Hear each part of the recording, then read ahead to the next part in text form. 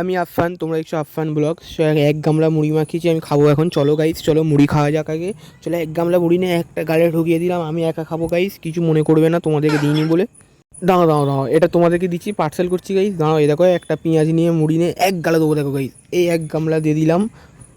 মুড়ি দেওয়ার পর এখানে চানাচুর কিনে নিয়েছি, নিমকি কিনে নিয়েছি। চলো চানাচুর একটু নিয়ে নিই। এখানে চানাচুর নিমকি দুটো একসাথে নিয়ে নিয়েছি গাইস। চলো এবার গালের মধ্যে দিচ্ছি, এই খাবো, কর মর করে খাচ্ছি গাইস। তারপরে জেলি কিনে নিয়েছি গাইস দোকান থেকে। চলো জেলিটা এবার খাওয়া যাক।